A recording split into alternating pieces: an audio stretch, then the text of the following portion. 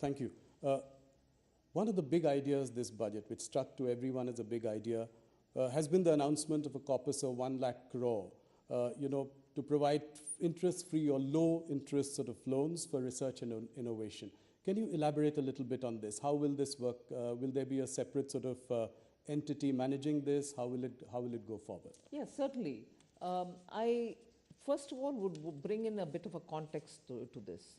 It's not as if we are doing it now for the first time. Earlier too, there were several funds within different departments like the science and technology. They had a CSIR, its own. Funds were all over the place. You had them doing supportive activities for innovation, each from their own side.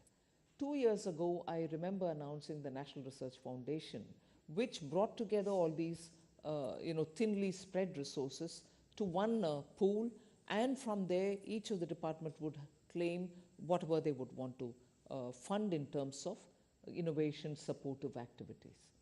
But what we've now done is, they may remain so, but the government would now bring in a kind of a institution or a vehicle which can take this 1 lakh crore, which will be given to them next few years in total, as an interest-free corpus amount. Using that, they can then identify innovation-related exercises which are happening in private sector and fund them. I may give this interest-free 50-year loan to the corpus, but the managers of that fund will then decide to whom at what cost should they give it. The cost may vary depending on the risk factors and the judgment of the professionals who will manage it. But it's certainly a fund from where private innovation will be supported. Got it.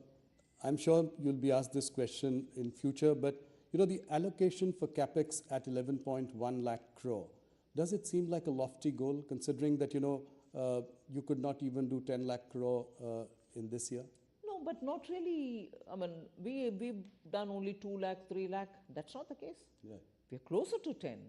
It's also because absorption has its own limits, whether it's the states or the departments within Government of India. When the capital expenditure is undertaken through the outlays given to them, it is only that much within 12 months that they can do and not beyond. So sometimes reaching the target, however ambitious it is to the last mile difficult within 12 months. Had we given them a few more months, they will probably even complete that. But the condition for these capital expenditure, which I have announced since last 3 years, is that amount should be utilized within the year. So many of the state governments which take the money, which are very good in implementing, in fact, I find states very enthusiastic in wanting to avail of this facility. The difficulty comes that if you restrict them to using it within 12 months, and which is what we aim at, we want them to use it within 12 months.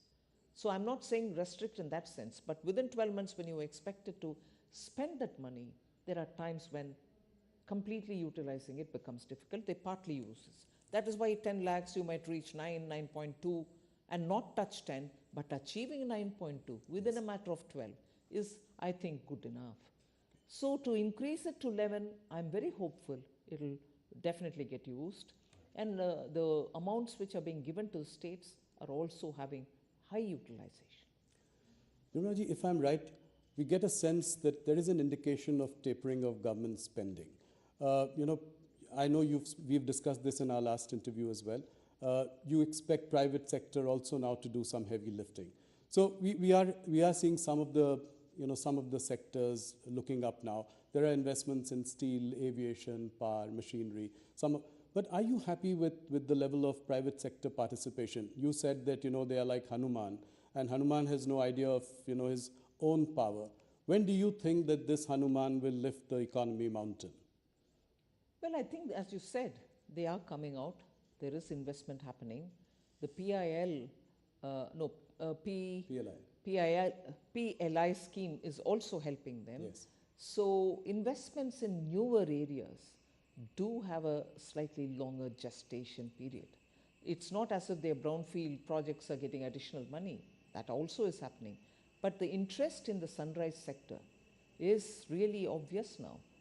People are taking a lot of interest, and you're seeing them coming forward. Okay. So that's heartening news. One more question on the